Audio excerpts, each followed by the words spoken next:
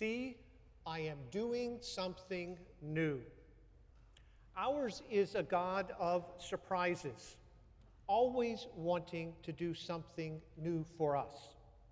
Sadly, we can become blind to God's goodness, or we can become distracted by the seeming immediacy of everything around us.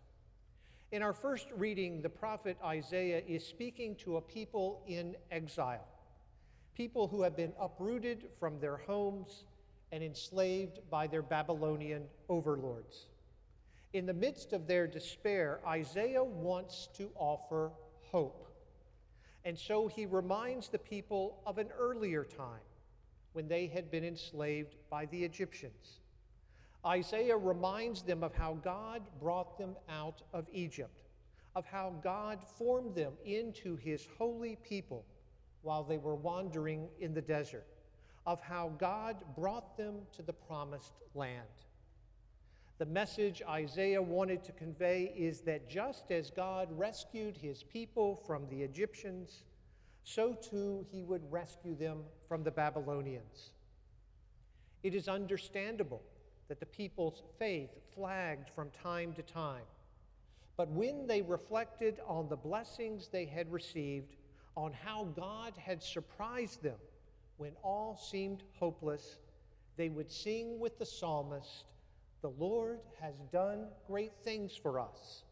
We are filled with joy." In our second reading, the Apostle Paul is writing to the Christians in Philippi, in Northeastern Greece. Paul had brought the good news to the Philippians around the year 50 AD, and they remained faithful supporters in the years thereafter.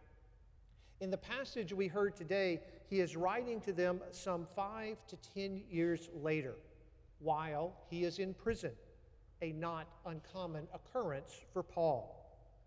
Nonetheless, the fact that he is in jail adds some poignancy to what he wants to tell them.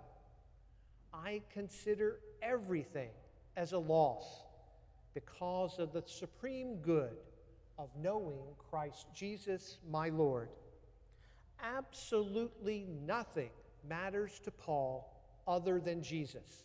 Nothing else has any value for him. In fact, everything he has lost since coming to know Jesus, wealth, the respect of other people, even his freedom, are deemed rubbish. Truth be told, the Greek word that was translated as rubbish to keep our PG rating is better translated as a word that no one would ever use in polite company, let alone in a church. It begins with the letter S.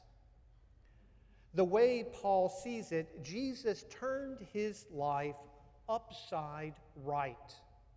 Despite Paul's sinfulness, despite his persecution of the early Christians, Jesus called him, Jesus rescued him, and Jesus gave him hope. God did something new and surprising for Paul.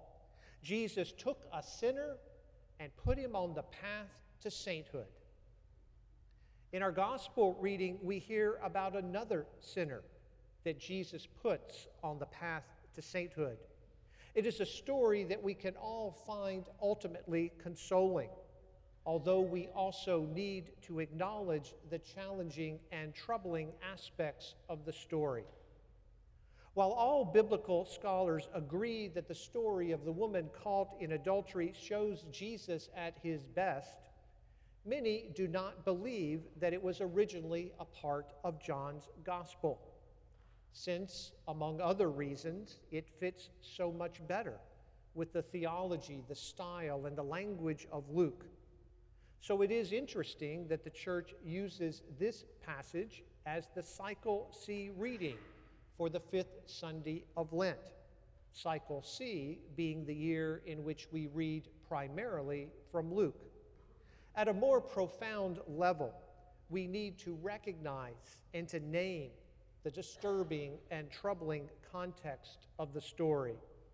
The men, and they were all men, who bring the woman to Jesus were really out to get Jesus. And to achieve that objective, they did not care who they hurt or who they shamed along the way, or how they reached their goal. I suppose it should not surprise us that there is no mention of the man who would have been found with the woman. And the witnesses to the couple's indiscretion, assuming the woman was even a willing participant, were very likely peeping Toms, i.e., sinners themselves. The woman was just collateral damage in their pursuit to get Jesus. But into this unjust, dangerous situation, Jesus brings something new. In asking the men to reflect on their own sinfulness before judging the woman, he introduces honesty and humility as an antidote to misogyny and jealousy. And to the woman, Jesus offers compassion rather than the condemnation she expects. Jesus invites us, as well as the people of his time, to see things in a new way and to live in new ways. He challenges us to look in the mirror long and hard before thinking about judging someone else. He invites us to follow his example by always leading with compassion rather than condemnation. Try to imagine a world in which everyone tries to live as Jesus instructs.